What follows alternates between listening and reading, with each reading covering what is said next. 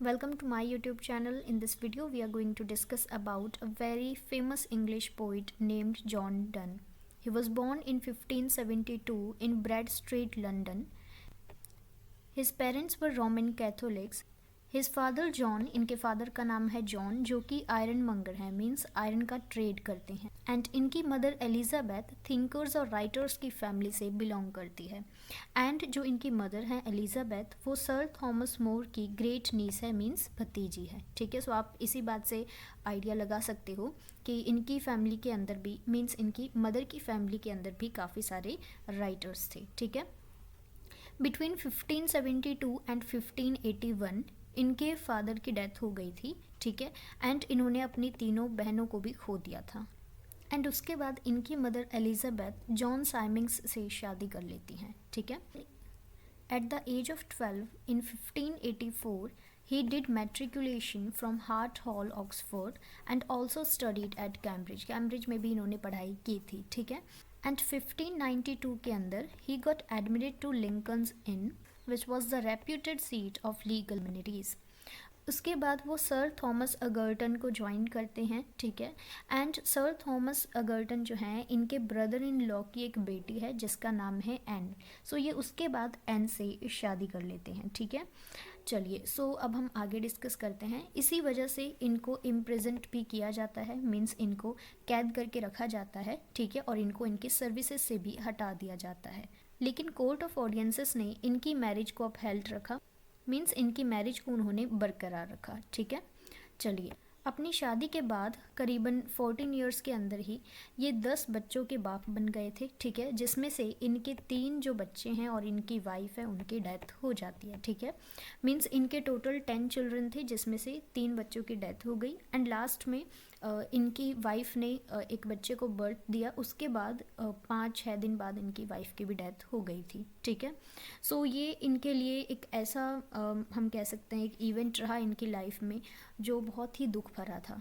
इन्होंने बहुत ही active role play किया रिलीजियस और एकेडमिक सर्कल्स के अंदर. इन्होंने बहुत सारी डिबेट्स भी लिखी. ठीक है, एंड इन्होंने बहुत सारी कंट्रीज़ के अंदर भी ट्रैवल कर रखा था. In the early 1600s he converted to Anglicanism and इन्होंने, मीन्स जो एंग्लिकन धर्म था उसको इन्होंने अपना लिया था. ठीक है, एंड इन्होंने खुद को कैथोलिक रूट से बिल्कुल सेपरेट कर लिया था, बिल्कुल अलग कर लिया था, क्योंकि हमने स्टार्टिंग में पढ़ा था इनके जो पेरेंट्स हैं वो रोमन कैथोलिक्स थे. ठीक है, सो ये जो एंग्लिकन्स हैं ये एक अलग ग्रुप है. ठीक है, मीन्स जो इंग्लिश लोग हैं उनके अंदर ही ये सारी चीज़ें हमने डिस्कस कर रखी हैं. आप प्लीज़ जो प्रीवियस वीडियोस हैं उनके अंदर आप देख लेना, जो लिटरेरी पीरियड्स हैं उसके अंदर. ठीक है, सो इन्होंने जो ये रोमन कैथोलिक पेरेंट्स से ये बिलोंग करते थे उस चीज़ को इन्होंने छोड़ा और एंग्लिकन धर्म को या एंग्लिकन रिलीजन को इन्होंने अपना लिया था. ठीक है, अब इन्होंने अपने रिलीजन को चेंज कर लिया था. ठीक है, अब 1615 के अंदर इनको एंग्लिकन प्रीस्ट बना दिया जाता है. Means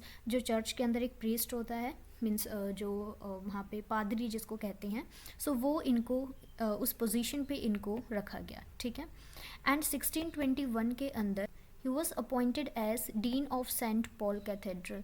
so saint Paul cathedral के अंदर इनको डीन की पोजीशन भी दी गई थी. ठीक है, ओके, सो ये सारा हो गया इनके बारे में कि इन्होंने अपना रिलीजन चेंज कर लिया था. ठीक है, सो रिलीजन चेंज करने की वजह से इनको बहुत सारी पोजीशंस पर रखा गया. ठीक है, चलिए, उसके बाद ये बीमार हो जाते हैं. ठीक है, फीवर वगैरह की वजह से. एंड जब ये रिकवर कर रहे थे इन सब चीज़ों से, उसी टाइम पे इन्होंने devotions upon emergent occasions in 1624 ये इन्होंने वर्क लिखा है अपना, ये वाला work, devotions upon emergent occasions.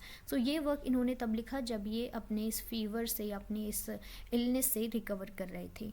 And 1631 के अंदर इनको स्टमक कैंसर हो गया था. ठीक है, एंड उसके बाद 31 मार्च 1631 के अंदर लंदन में इनकी डेथ हो जाती है. हिज फाइनल सर्मन, सर्मन का मतलब होता है एक रिलीजियस स्पीच. ठीक है, एक फाइनल सर्मन इन्होंने दिया था डेथ्स ड्यूअल के नाम से, और ऐसा माना जाता है कि ये इनका खुद का फ्यूनरल सर्मन है. ठीक है, और लास्ट बार इसी सर्मन को इन्होंने दिया था एंड उसके बाद इनकी डेथ हो गई थी. ठीक है, सो ये आपको याद रखना है, डेथ्स ड्यूअल.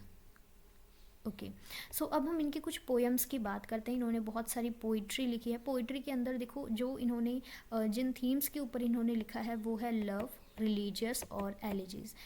एलिजी का मतलब होता है एक सैड सॉन्ग, ठीक है, जो कि किसी की डेथ के ऊपर लिखा जाता है या फिर किसी के लॉस के ऊपर लिखा जाता है। सो इन्होंने बहुत सारी एलिजीज लिखी, क्योंकि देखो इनकी लाइफ के अंदर सबसे पहले इन्होंने अपने फादर को खो दिया, उसके बाद इनकी मदर भी किसी और से शादी कर लेती हैं, एंड उसके बाद इनकी वाइफ की, इनके बच्चों की डेथ हो जाती है। तो बहुत सारी मतलब कि ऐसी प्रॉब्लम्स थी इनकी लाइफ में, तो इन्होंने बहुत सारी एलिजीज भी लिखी हैं।